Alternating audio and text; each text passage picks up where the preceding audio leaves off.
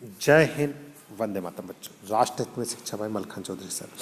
आज हम प्रश्नवाली 8.2, ठीक है, उसका भी क्वेश्चन नंबर फर्स्ट। एक व्यक्ति के वेतन में यदि 10% वृद्धि होती है तो यदि उसका नया वेतन 1,54,000 है तो उसका मूल वेतन ज्ञात कीजिए। मतलब कोई व्यक्ति है, उसके वेतन में 10% की वृद्धि हो जाती है तो उसका वेतन, अब नया जो वेतन है वो 1,54,000 है तो उसका मूल वेतन ज्ञात करना। तो ठीक है, इस क्वेश्चन को सबसे पहले समझने के लिए हम मान के चलते कि मूल वेतन 100 रुपये 100। अब यदि वेतन वृद्धि 10% है तो 100 का 10% कितना होता है? 10 रुपये। कितना होता है? 10। अब पहले मान लो 100 रुपये था तो नया वेतन कितना हो जाएगा? 100 + 10 मतलब 110 रुपये हो गए। कितना हो गया? 110।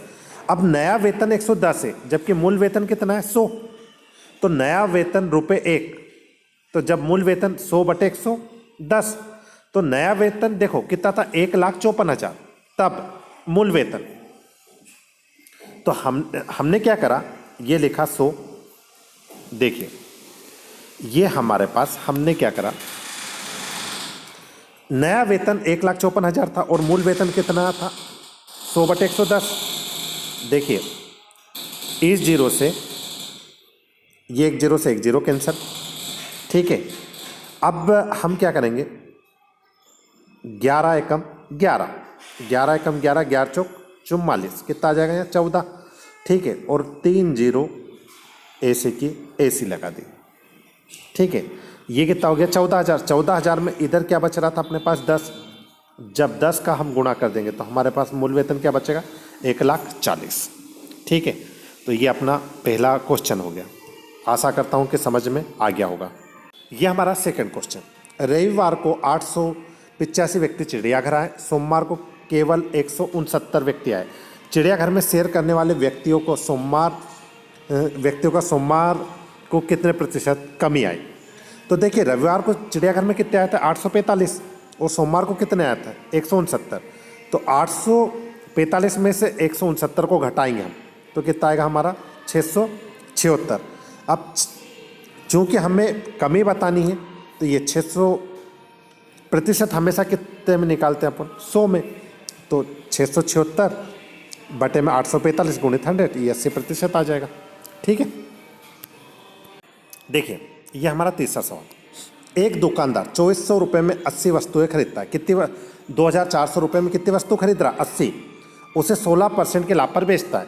एक वस्तु का विक्रय मूल्य ज्ञात कीजिए। माना कि वस्तुओं की संख्या कितनी? 80। तो वस्तुओं का क्रय मूल्य कितना हो गया? 2400। उसे लाभ कितने प्रतिशत हुआ? 16। जब वस्तु का मूल्य ₹100 है तब 100 + 16 अर्थात 116, क्योंकि 16% का लाभ हुआ उसे तो 116 हो गया।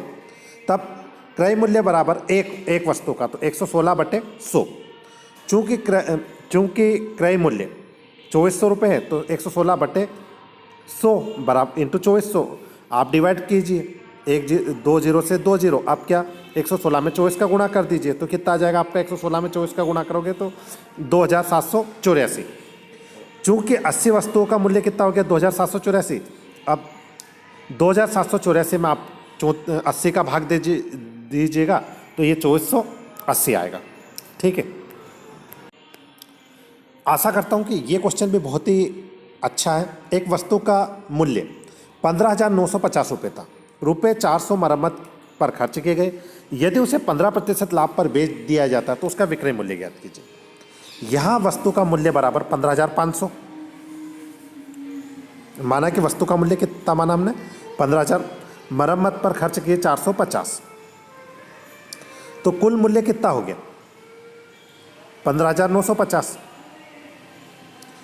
15% का लाभ तो 100 + 15 115। ये आप यहाँ पर वही देखो, पहला सवाल, तीसरा और चौथा ये सेम, एक बार मेथड समझ ली तो ऑटोमेटिक आप सवाल कर लोगे। ये हमारा पांचवा सवाल। एक VCR और टीवी में से प्रत्येक को 8,000 रुपये में खरीदा गया। दुकानदार ने VCR को 4% हानि और टीवी को 8% लाभ हुआ। पूरे लेन देन में लाभ अथवा हानि का प्रतिशत ज्ञात कीजिए। तो आप देखिए VCR का क्रय मूल्य बराबर 8,000 और टीवी का क्रय मूल्य बराबर 8,000। 8 और 8 टोटल कितने रुपए में खर्च किए उसने दोनों को खरीदने में? 16,000। वीसीआर पर हानि 4%। माना कि प्रत्येक का क्रय मूल्य 100, तब वीसीआर पर 100 हम प्रतिशत 100 में से निकालते हैं, तो उससे ये कितना आ गया अपना 96, जबकि क्रय मूल्य 100 तो और विक्रय मूल्य कितना हो गया 96। चूंकि क्रय मूल्य 1 तो 96 रुपये बटे 100 अर्थात 8,000 में 96 बटे 100 गुणित 8,000 ये आ गया वीसीआर का, और ये आ जाएगा यहाँ पर टीवी का। तो ये देखिए पहला सवाल, पहला, तीसरा, चौथा और पांचवा एक ही मेथड के सवाल है, और ये सवाल कितनी बार पुलिस की एग्जाम प्रतियोगी परीक्षा में भी पूछे जाते हैं। आइए छठे सवाल को समझने का प्रयास करते हैं। सेल के दौरान, किसके दौरान? सेल के दौरान दुकान पर सभी वस्तुओं का अंकित मूल्य पर 10% बट्टा, मतलब छूट, डिस्काउंट जिसे बोलते हैं अपन। 1450 अंकित मूल्य वाला जीन्स और कमीज, जिन पर अंकित मूल्य 850 है, को खरीदने के लिए ग्राहक को कितना भुगतान करना पड़ेगा? सभी वस्तुओं पर अंकित मूल्य का 10% मतलब 1450, जीन्स का अंकित मूल्य 1450 है और कमीज का अंकित मूल्य 850। इतना आ गया समझ में? अब दोनों का हम क्या निकालेंगे? 10%। तो एक ये फार्मूला होता है, आप सभी ने ये फार्मूला पढ़ा ही होगा, ठीक है। फार्मूला देखिए, जीन्स पर बट्टा, बट्टा गुणित अंकित मूल्य बटे में 100, तो 10 गुणित 450 बटे में 100, अर्थात हमने ये यहाँ से प्रतिशत निकाला तो 0 से 0 कैंसर, 1 0 से 1 मतलब 145 रुपये। कितना आ गया? 145। वो जो जीन्स की कीमत है उसमें से कितना माइनस कर देंगे अपन? 145। ये 145 में 1450 में से 145 अर्थात उसे कितना देना पड़ेगा? 1350। दो कमीज का मूल्य 850 है अर्थात 1700, इस पर हम 10% डिस्काउंट ले लेते हैं, तो ये 0 से ये 0 कैंसिल, ये 0 से 170 रुपये। अब 1700 में से 170 माइनस करेंगे तो कितना आ जाएगा? 1530। अब ग्राहक को, क्योंकि ये जीन्स की कीमत हो गई 1350, 1305 और ये कमीज़ की कीमत, अर्थात उसे 2835 रुपये भुगतान करना पड़ेगा। ये हमारा, चूँकि वीडियो बड़ा हो रहा है तो 7वें सवाल का स्क्रीनशॉट ले लीजिएगा और आप स्वयं समझने का प्रयास कीजिएगा। समझ नहीं आए तो स्कूल में आकर मुझसे पूछिएगा, जब स्कूल खुले तब, ठीक है। ये 8वां क्वेश्चन है हमारा, ठीक है। इसे भी आप